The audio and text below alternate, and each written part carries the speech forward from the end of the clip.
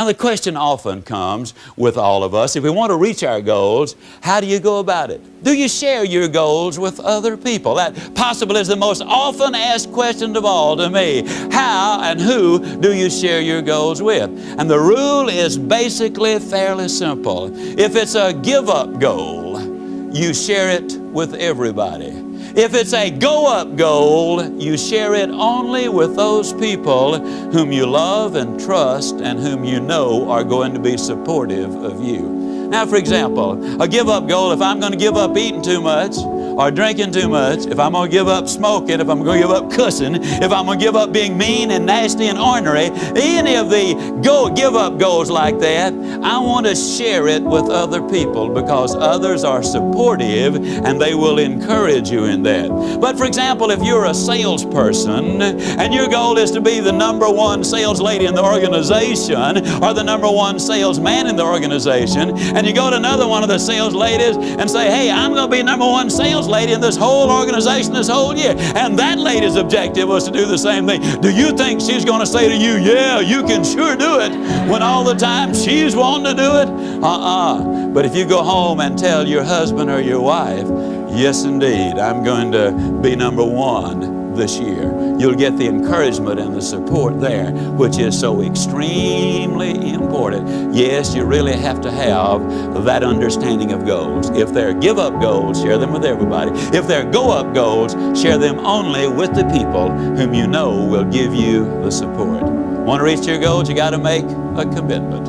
Now, one of the basic problems in life is so many people do not make commitments. When I was losing that weight, one of the toughest things I've ever done in my life was continue to deny myself the food which I so dearly love, especially the sweets. And it was really tough to get involved in all of that jogging. But I had made a commitment, and because the commitment was made, I really decided I was going to stay with it. I had another commitment. When I wrote the book, one of the first things I put in there was that I weighed 165 pounds and that I had a 34-inch waistline. I had it typeset. Now, at the time I put that in there, I weighed 202 pounds and had a 41-inch waistline. Now, the reason that's important is very simply this. I could not get a publisher to publish the book initially for me. Later is no trouble, but initially I could not. I had to publish the book myself. And in there, I decided to order 25,000 copies. A friend said, if you sell 25,000 copies, you got yourself a bestseller. So I ordered 25,000 copies of the book. Now, let me tell you something about books. The first copy costs you more than the next 24,999. And those 24,999 ain't cheap. I'm talking about a whole bunch of money. Now, I made a financial commitment to buy those books. I also had written in there that I weighed 165 pounds. Now, let me tell you something about human nature. If I tell you one lie and you catch me in it, from here on in, everything I say, you're going to put a question mark after it. If you tell me a lie and I catch you in it, from here on in, everything you say to me, I'm going to put a question mark in it. In my book, I wrote I weighed 165 pounds. I had 25,000 copies of the book. Now, you can imagine what would happen if I had not lost the weight. Now, I got a warehouse full of books, and I weigh 165, and I come waddling out at 202. And your next question would be, I wonder what else he lied to me about. Friends, I made a commitment. There is no question about it. You got to make a commitment. And you got to understand something which is extremely important, and that is that your vocabulary makes a great deal of difference in your success in life.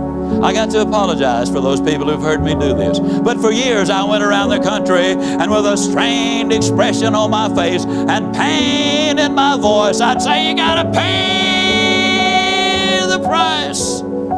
Sound like a dying calf in a snowstorm. And what a bunch of baloney that was. I'll never forget 9 months of hating jogging and hating joggers. How many of you hate joggers? Can I see your hand, okay? For 9 months, I really hated those joggers. You know, every time I saw one, he's jumping up and down and saying, man, it makes you feel so good. It gives you so much energy. And there I was, hating and hurting every step I was taking and fussing about it, too.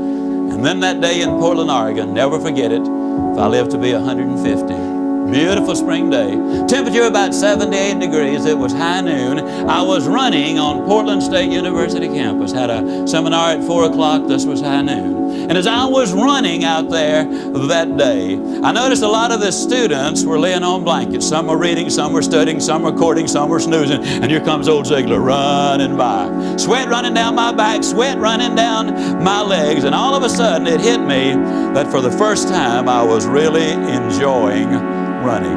I was having a ball. And that day I changed my vocabulary. The truth is, folks, you don't pay the price for good health.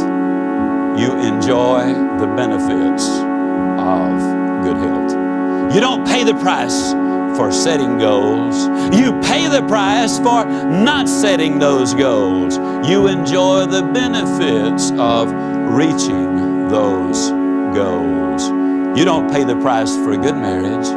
You pay the price for a poor one. You enjoy the benefits of the good one. You don't pay the price for good health. You pay the price for poor health. You enjoy the benefits of good health. Yes, your vocabulary really does make a great deal of difference as to whether or not you reach your goals or not. We definitely need to keep it positive, because you see, the mind takes whatever picture you paint in it and goes to work to complete that picture.